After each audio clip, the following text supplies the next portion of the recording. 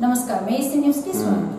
గత వైసీపీ ప్రభుత్వంలో ఏర్పాటు చేసిన ప్రభుత్వ మెడికల్ కాలేజీలు ప్రైవేటీకరణ అనేది తక్షణమే కూటమి ప్రభుత్వం నిలుపుదల చేయాలని, లేని పక్షంలో ఆందోళనలు తీవ్రంగా ఉంటాయని వైఎస్ఆర్సీపీ పార్టీ అద్దంకి నియోజకవర్గం సమన్వయకర్త డాక్టర్ చింతలపూడి అశోక్ కుమార్ హెచ్చరించారు. సంతమాగులూరు మండలం పుట్టవారిపాలెం గ్రామంలో శుక్రవారం రాత్రి మెడికల్ కాలేజీల ప్రైవేటీకరణకు వ్యతిరేకంగా కోటి సంతకాలు ప్రజా ఉద్యమం కార్యక్రమాన్ని ఏర్పాటు చేయగా ఇన్ఛార్జ్ అశోక్ కుమార్ హాజరై గ్రామంలో పర్యటించి సంతకాలు సేకరించారు. అనంతరం ప్రజా ఉద్యమం పోస్టర్స్ ను ఆవిష్కరణ చేశారు. ఈ సందర్భంగా జరిగిన కార్యక్రమంలో ఆయన మాట్లాడుతూ కూటమి ప్రభుత్వం అధికారంలోనికి వచ్చిన తరువాత విద్యుత్ భారాలు పెరిగాయని, సంవత్సరానికి 3 సిలిండర్లు ఉచితంగా ఇస్తామన్నారే కానీ అమలు చేశారా అని అశోక్ ప్రశ్నించారు. వైసీపీ ప్రభుత్వంలో జగన్మోహన్ రెడ్డి కష్టపడి 17 మెడికల్ కాలేజీలు నిర్మాణం చేపట్టగా పీపీపీ విధానంలో ప్రభుత్వ మెడికల్ కాలేజీలు ప్రైవేటీకరణ చేసేందుకు కూటమి ప్రభుత్వం సిద్ధమవుతుందని అశోక్ కుమార్ తెలియజేశారు. మన మాజీ ముఖ్యమంత్రి వర్యులు వైఎస్ జగన్మోహన్ రెడ్డి గారు 2019 నుంచి 24 మధ్యలో మొట్టమొదటిసారిగా 17 గవర్నమెంట్ మెడికల్ కాలేజీని శాంక్షన్ చేశారు. శాంక్షన్ చేయటమే కాదు, దాదాపు 5 మెడికల్ కాలేజీని కంప్లీట్ చేసి వాటిలో అడ్మిషన్స్ కూడా స్టార్ట్ చేశారు. ఆ 5 మెడికల్ కాలేజీలో ఈ సంవత్సరం పోస్ట్ గ్రాడ్యుయేషన్ సీట్స్ కూడా వచ్చాయంటే అవి ఏ స్టేజ్లో ఫంక్షనింగ్ అవుతున్నాయో మీరు అందరూ ఒక్కసారి ఆలోచించండి. ప్రతి ఒక్కటి కూడా దాదాపు స్థాపించిన 17 మెడికల్ కాలేజీలు 5 ఏళ్లలో కంప్లీట్ అవ్వడం అనేది చాలా అసంభవం అండి. అది ప్రతి ఒక్క మెడికల్ కాలేజీ కూడా వేరియస్ స్టేజ్ల్లో ఉన్నాయి. అలాంటి వాటిని కూటమి ప్రభుత్వం వచ్చిన తర్వాత ఎంత అశ్రద్ధ చేసిందో మీ అందరికన్నా నాకు బాగా తెలుసండి. ఎందుకంటే మా సొంత ఊరు పిడుగురాళ్లలో కూడా ఒక మెడికల్ కాలేజీ కట్టారు. దానిలో 90% 2024 ఎలక్షన్స్ జరిగే ముందుకి 90% హాస్పిటల్ కంప్లీట్ అయింది. దాంతోపాటు 60% కాలేజీ బిల్డింగ్ కూడా కంప్లీట్ అయింది. కూటమి గవర్నమెంట్ ఫామ్ అయిన తర్వాత నత్తనడకన సాగుతూ ఇంతవరకు ఏ స్టేజ్లో ఉందో అదే స్టేజ్లో కొట్టుమిట్టాడుతుందే కానీ ముందుకు కదలట్లేదు. ఇప్పుడు కూటమి ప్రభుత్వం కొత్తగా పీపీపీ విధానం అనేది ఒకటి తీసుకొస్తుంది. దానిలో ఏంటంటే 10 మెడికల్ కాలేజీలని మేము ప్రైవేట్ వాళ్ళకి ఇస్తాం, వాళ్ళు డెవలప్ చేసుకుంటారు, వాళ్ళు డెవలప్ చేసుకొని నడుపుతూ ఉంటారు అంటున్నారు. మేము ఒక్కటే అడుగుతున్నామండి, ఈ 10 మెడికల్ కాలేజీలు కంప్లీట్ కావాల్సింది కేవలం 5,000 కోట్లు. మీరు చేస్తున్నటువంటి ఏ స్కామ్లోనైనా ఒక స్కామ్ తగ్గించుకొని దానిలో ఒక 25% ఇచ్చినా కానీ ఈ మెడికల్ కాలేజీలు బ్రహ్మాండంగా అభివృద్ధి చెందుతాయి. ఇసుక స్కాము, లిక్కర్ స్కాము, ఇంకా మీరు ఒక పని చెప్పండి, ఒక రంగం చెప్పండి, దీనిలో స్కామ్ లేదు అనేది ఒక్కటి కూడా లేకుండా తయారైంది ఇప్పుడున్నటువంటి కూటమి ప్రభుత్వంలో. జగన్మోహన్ రెడ్డి గారు ఆ ప్రైవేటీకరణని ఆపాలని రాష్ట్రం మొత్తంలో ఉన్నటువంటి 175 నియోజకవర్గాల్లో ప్రజల మద్దతు కూడగట్టుకొని ప్రజల ద్వారానే దీన్ని ఆపాలి అనే ఒక దృఢ సంకల్పంతో కోటి సంతకాల ఉద్యమం స్టార్ట్ చేశారు. ఈ మెడికల్ కాలేజీలు అసలు నిజంగా పేదవాళ్ళకి, మధ్యతరగతి వాళ్ళకి ఉపయోగపడుతుందా లేదా అనేది ఒక చిన్న ఎగ్జాంపుల్గా చెప్తానండి. 2003 సంవత్సరంలో నాకు ఇప్పుడు నీట్ లాగా లేదు, ఎంసెట్ అని ఒకటి ఉండేది. ఆ ఎంసెట్లో నాకు 706 ర్యాంక్ వచ్చిందండి. ఉమ్మడి రాష్ట్రంలోనే, అంటే అప్పటికి తెలంగాణ ఆంధ్రప్రదేశ్ విడిపోలేదు. ఉమ్మడి ఆంధ్రప్రదేశ్లో 706 ర్యాంక్ వస్తేనే నాకు గవర్నమెంట్ కాలేజీలో మెడికల్ సీట్ రాక ప్రైవేట్ మెడికల్ కాలేజీలో సీటు తీసుకొని దాదాపు ఆ రోజుల్లోనే సంవత్సరానికి 60,000 రూపాయలు కట్టాల్సి వచ్చేది. అలాంటిది 17 గవర్నమెంట్ మెడికల్ కాలేజెస్ వస్తే కనుక మీలాంటి కుటుంబాల్లో ఉన్న ఎన్నో వేల మంది పిల్లలకి ఉచితంగా మెడికల్ సీట్లు లభ్యమవటమే కాదు, మెడికల్ సీట్లు లభ్యమవటం ఒక ఎత్తు అయితేనండి, ఎక్కడైతే మెడికల్ కాలేజీలు డెవలప్ అవుతాయో, ఎక్కడైతే దగ్గరగా ఉంటాయో ప్రతి ఊరికి కూడా స్పెషాలిటీ మాత్రమే కాదు, సూపర్ స్పెషాలిటీ సేవలు కూడా అందుబాటులోకి వస్తాయి.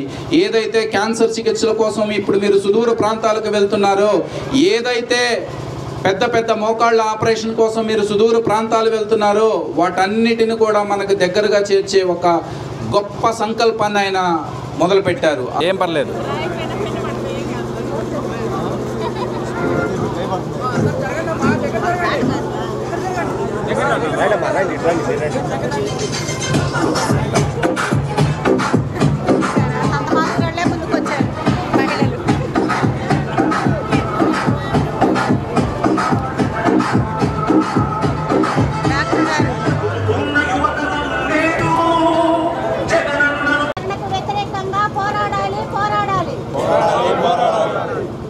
నేను గవర్నమెంట్ మెడికల్ కాలేజీ ఇలా ప్రైవేటీకరణ మన మండల కన్వీనర్ గారు అయినటువంటి ఓట్ల నాగేశ్వరరావు గారు స్టేజ్ నాయన నుంచి ఎందుకు కోరుతున్నాం.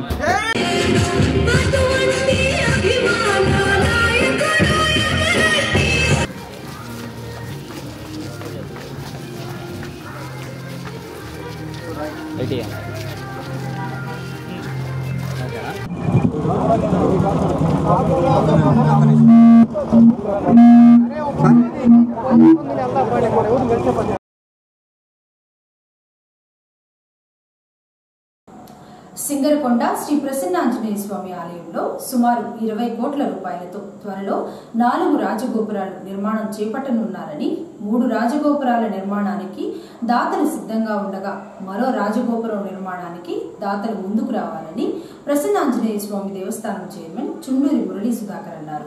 శనివారం దేవస్థానం ఈవో తిమ్మనాయుడు అధ్యక్షతన పాలక మండలి మొదటి సమావేశాన్ని నిర్వహించారు. సమావేశంలో దేవస్థానం అభివృద్ధి గురించి చర్చించారు.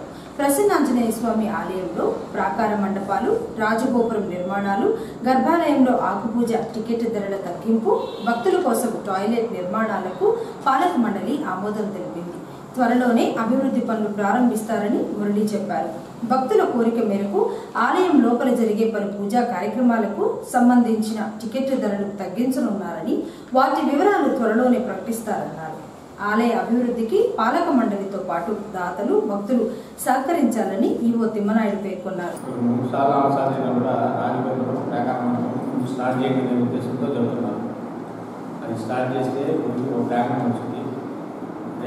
మిగతా చూడండి, ఫస్ట్ పెద్ద కట్టుబడి దానికి ముందు ప్రిపేర్ అవ్వండి అని చెప్పాడు. నిన్న కూడా సార్ నాలుగు చేశాడు, సార్ వాళ్ళు కూడా చేశాడు. అందువల్ల ఏంటంటే ముందు రాజగోపురం ప్రాకార మండపానికి మనం అందరం నిర్మాణించుకుని అది చేద్దాం. తర్వాత టికెట్లు ధరలు మనం ఎప్పుడు చేసినా కూడా రేట్లు వ్యత్యాసాలు ఉన్నాయని మనం అనుకుంటున్నాం. దాని గురించి కూడా మనం ఒకసారి కలిసి ఆ టికెట్ ధరని చర్చించుకొని దాన్ని ఎలా చేస్తే బాగుంటుంది మనం అందరికీ నిర్మాణం చేసుకున్నాం. తర్వాత గోశాల నిర్మాణం. గోశాలకి ఉన్న గోశాలకైతే 2 ఆవులు ఉన్నాయి కాబట్టి చిన్నది ఇచ్చారు. గోవులు ఎక్కువ అయిపోయినాయి కాబట్టి అది చాలా కెపాసిటీ. అందువల్ల గోశాల నిర్మాణం కూడా ఒకటి చేద్దామని మనం అందరం అనుకున్నాం. సార్ దాన్ని కూడా ఫస్ట్ మనం గోశాలను చేస్తే 2 గుడిలు ఎంత మనం అనుకున్నాం. అందువల్ల గోశాలకి స్టార్ట్ చేద్దామని కూడా మనం నిర్మాణించుకున్నాం. తర్వాత బాత్రూమ్స్ లేవని మనం లేడీస్ బాత్రూమ్స్లో అన్ని మరుగులు ఉన్నాయి కానీ జెంట్స్ లేవు. దానివల్ల చాలా ఇబ్బంది అవుతుందని జనాలు కూడా చాలా సఫర్ అవుతున్నారు. అది ముందు కట్టుబడి చేయాల్సింది. మిగతా విషయాలు ఉంటే మనం అది కూడా చర్చించుకొని పాస్ చేసుకుంటాం. ఈ రాజగోపురాలు ప్రాకార మండపం అంటే మెయిన్ దీని ఉద్దేశం ఏంటంటే ఇప్పుడు నిర్మించాలంటే మనకి గుడి ఇంతకుముందు పాత గుడిని తీసేసి కొత్తది మొత్తం స్టోన్తో పెట్టారు. సేమ్ అదే స్ట్రక్చర్లో అంటే ఇప్పుడు ఉన్నటువంటి గుడి ఏ విధంగా నిర్మించారో అదే విధంగా రాజగోపురాలు కూడా నిర్మించాలనేది మినిస్టర్ గారి ఉద్దేశం. మనకి 4 రాజగోపురాలు ఉన్నాయి. చుట్టూ ఉన్న కాంపౌండ్ వల్ల ఏమంటారంటే దేవస్థానాల్లో ప్రాకార మండపం అంటారు. ఆ వాటిని కూడా మొత్తం స్టోన్తో నిర్మించాలనేది మెయిన్ ఉద్దేశం.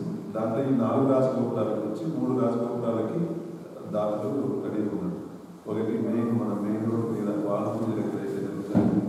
అది వచ్చి మన మినిస్టర్ గుడిపాటి కుమార్ గారు ఆయన సొంత డబ్బులతో కట్టిస్తున్నారు.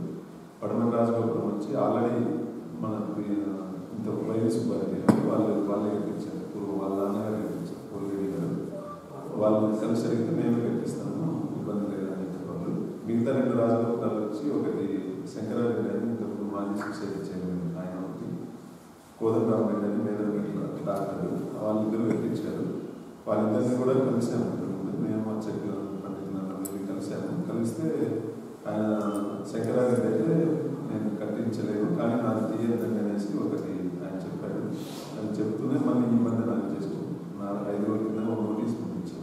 తీయకండి అనేసి ఒక నోటీస్ కూడా పంపించారు. అలానే ఇంకోటి ఆయన ఏంటంటే మనం ఎప్పుడైతే గుడి కొత్తగా నిర్మించినప్పుడు గుడి యొక్క ద్వారాలు కానీ గుడి యొక్క సైజు కానీ మారడంతో ఆ రాజగోపురాల యొక్క స్థలం అంటే దాని యొక్క స్థానాలు కూడా మారిపోయింది. ఆ మారిపోవడంతో వాస్తురీత్యా కూడా ఆ రాజగోపురాన్ని కూడా ఇప్పుడు ఏదైతే గుడి నిర్మాణం ఉందో ఆ నిర్మాణానికి అనుగుణంగానే మనం నిర్మించుకోవాలి. లేదంటే వాస్తు దోషం అలానే ఉంటుంది, గుడి ఫర్దర్ ఫ్యూచర్లో డెవలప్మెంట్కి అన్నింటికీ అడ్డంకిగా ఉంటుంది.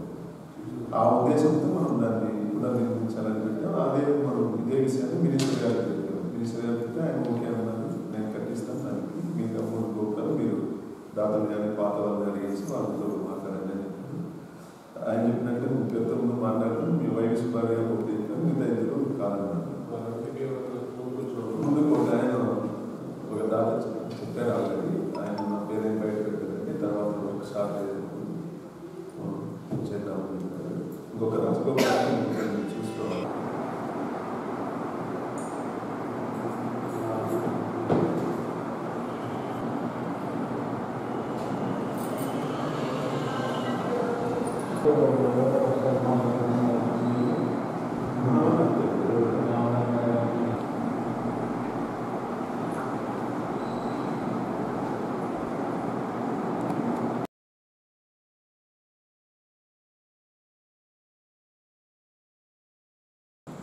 నాగుల చవితి సందర్భంగా అద్దంకిలో ఉన్న పలు దేవాలయాల్లో భక్తులు బారులు తీరారు.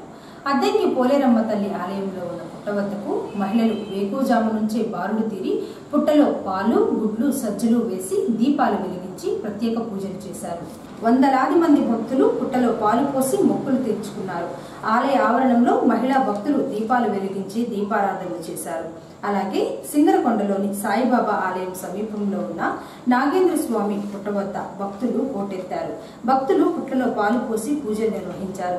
వర్షం పడుతున్న భక్తులు లెక్క చేయకుండా పుట్టలో పాలు పోసేందుకు బారులు తీరారు. కార్తీక మాసంలో వచ్చే నాగుల చవితికి ఎంతో విశేషం ఉంది. కార్తీక మాసం నాగుల చవితి శనివారం కలిసి రావడంతో భక్తులు పవిత్ర దినంగా భావించి పలు ఆలయాలకు బారులు తీరారు. ఆలయ ఆవరణంలో మహిళా భక్తులు దీపాలు వెలిగించి దీపారాధనలు చేశారు.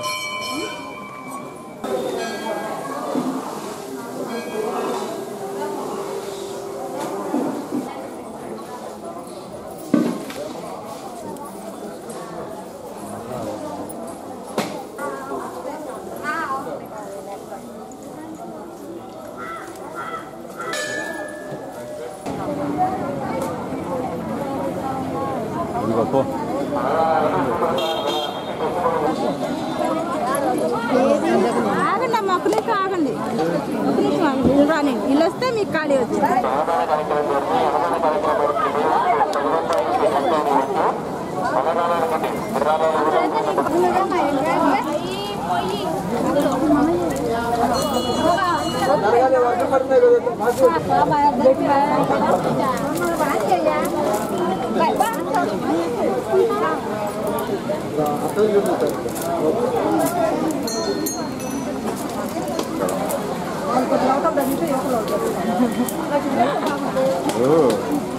పాము ఒక్కసారి లేచింది.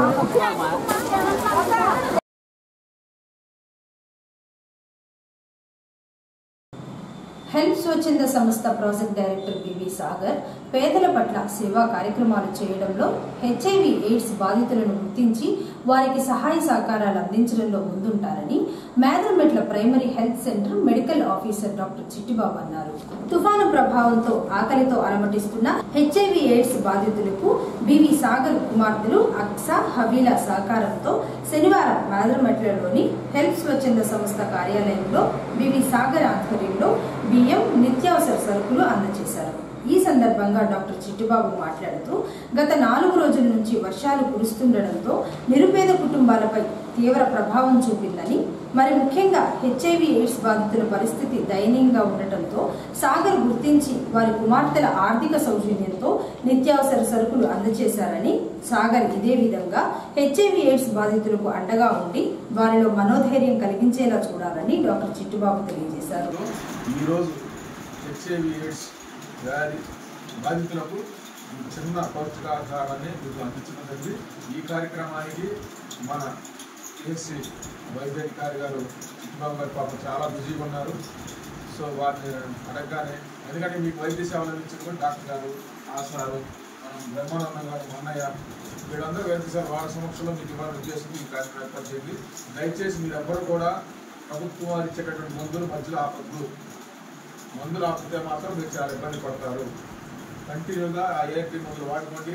6 నెలలకు ఒకసారి టెస్టులు చేయించుకోండి. మీ CD4 ఎట్లా చూసుకోండి. మీరు చక్కగా తిని బాగా ఉంటే మీకు చాలా కాలం ఉంటారు. అంటే మామూలు మనుషులు మేమేదైనా హార్ట్ అటాక్ లేదా ఇంకో రకంగా చనిపోవచ్చు, కానీ హెచ్ఐవి పేషెంట్ చక్కగా తింటే మీకు ఎటువంటి ఆరోగ్య సమస్య రాదు. అది నాకు బాగా తెలుసు. 30 సంవత్సరాల నుంచి 40 సంవత్సరాల నుంచి కూడా బ్రతుకులు అంటారు, హ్యాపీగా ఉండొచ్చు. కానీ మీరు ఒక్కోసారి మీ జబ్బు వల్ల గట్ట కూడా సమాజం చూపించే వివక్షత వల్ల, ఇంట్లో వాళ్ళు చూపించే ప్రేమాపేత ఏర్పడడం, మానసిక దుఃఖత కంటే జబ్బు వల్ల చనిపోవడం చాలా అరుదు. సో మీరు రెగ్యులర్గా చక్కగా మందులు వేసుకొని వాడిచ్చినట్టు రెగ్యులర్గా మంచి ఫుడ్ తినండి. హెచ్ఐవి పేషెంట్ ఏ ఫుడ్ తింటే బాగా అంత చెప్పడమా? ఏ ఫుడ్? ఫ్రూట్స్లో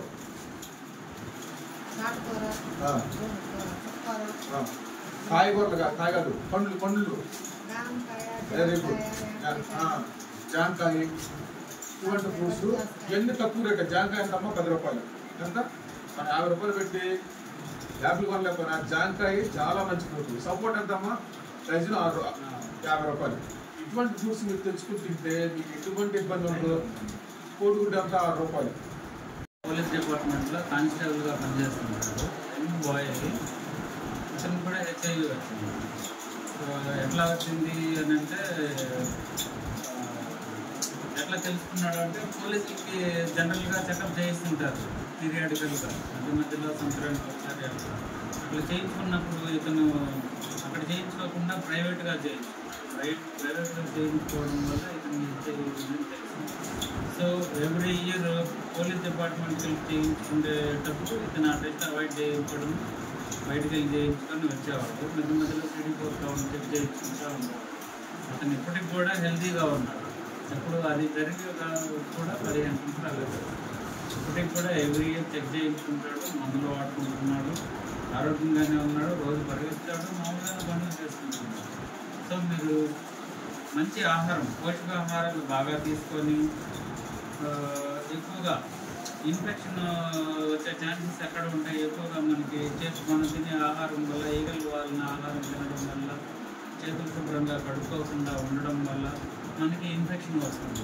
ఇన్ఫెక్షన్ అట్లా వచ్చినప్పుడు నార్మల్గా ఉండే ఇండివిజువల్ కొంచెం ఎక్కువ ఇమ్యూనిటీ ఉంటుంది, వాళ్ళు తట్టుకోగలరు. మీకు కొంచెం ఇమ్యూనిటీ తక్కువగా ఉంటుంది. ఎందుకు తక్కువగా ఉంటుంది అంటే మీలో ఒక వైరస్ ప్రవేశించింది. ఆ వైరస్కి ఆహారం ఏంటంటే మిమ్మల్ని రక్షించే కణాలని తినేసేయడమే వాటికి ఆహారం. సో అందువల్ల మీరు మిగతా వాళ్ళకన్నా శుభ్రంగా ఉండడం, చేతులు శుభ్రంగా కట్టుకోవడం, రోజు స్నానం చేయడం, మంచి పోషకాహారాలు ఉన్న ఆహారాన్ని తీసుకోవడం ఇలా చేయాలి. ఎవరైనా జబ్బుతో ఉన్నారనుకోండి, జబ్బుతో ఉన్న వాళ్ళకి మీరు దూరం కావాలి. సో ఆ విధంగా మీరు ఈ పారాసైట్స్కి కానీ ఇన్ఫెక్షన్కి కానీ మీరు దూరంగా ఉండొచ్చు. మీరు ఎంత దూరంగా ఉంటే డిసీజులు మనకు అంత తక్కువగా వస్తాయి. సరేనా? మీరు మంచి ఆహారం, పోషకాహారం తినండి, రోజు 2-3 కోడిగుడ్లు తినండి, రోజు పాలు తాగండి, రాగి సంగటి అట్లాంటివి, రాగి జావ అట్లాంటివి తాగండి. తర్వాత సజ్జలు, జొన్నలు ఇట్లాంటి ఆహారం కూడా తీసుకోవచ్చు. వాటిలో పోషకాహార విలువలు ఎక్కువ ఉంటాయి.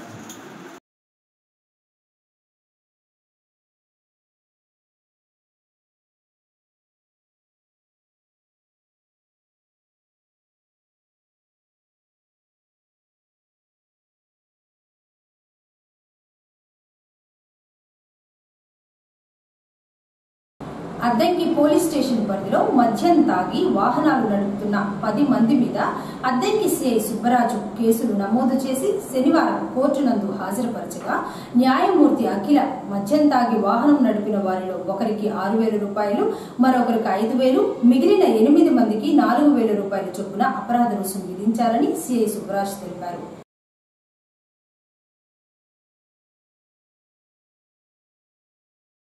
బల్లికురో మండలం కొప్పరిపాడు గ్రామంలోని డంపింగ్ యార్డ్ వద్ద పేకాట ఆడుతున్న 6 మంది జూదరులను బల్లికురో ఎస్ఐ నాగరాజు వారి సిబ్బందితో శనివారం డ్రోన్ సహాయంతో పట్టుకుని అరెస్టు చేసి వారి వద్ద నుంచి 11,000 రూపాయల నగదు, సెల్ ఫోన్లు స్వాధీనం చేసుకుని పోలీస్ స్టేషన్ కు తరలించారు.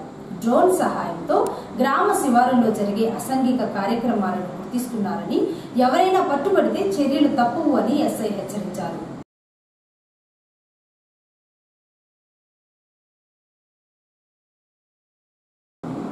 అద్దంకి పట్టణంలోని ఎన్టీఆర్ నగర్ 3వ లైన్ నందు కాలనీ వాసుల సహకారంతో శంకు చక్రాలు, నామాలు, పాదాలు ఏర్పాటు చేయగా ద్వితీయ వార్షికోత్సవం సందర్భంగా శనివారం ప్రత్యేక పూజా కార్యక్రమాలు జరిగాయి.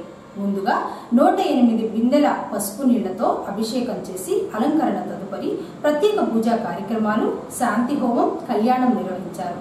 కార్యక్రమంలో భక్తులు పాల్గొని దర్శించుకుని మొక్కులు చెల్లించుకున్నారు. ద్వితీయ వార్షికోత్సవం సందర్భంగా భక్తులకు ఎన్టీఆర్ నగర్ వాసులకు అన్నప్రసాద వితరణ జరిగింది. 20వ వార్డు కౌన్సిలర్ కోటేశ్వరరావు మరియు కాలనీ వాసులు పర్యవేక్షించారు.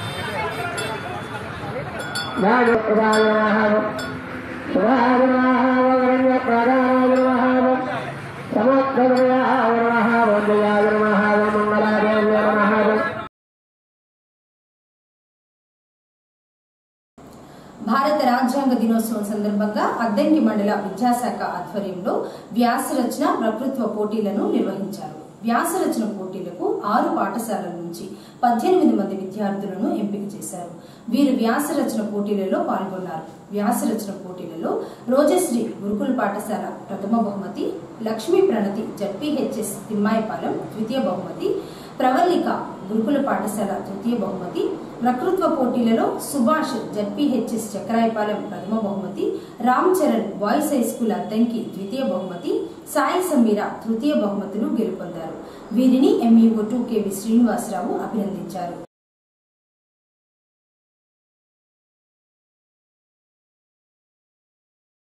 ఏసీ న్యూస్ ఇంతటితో సమాప్తం. నమస్కారం.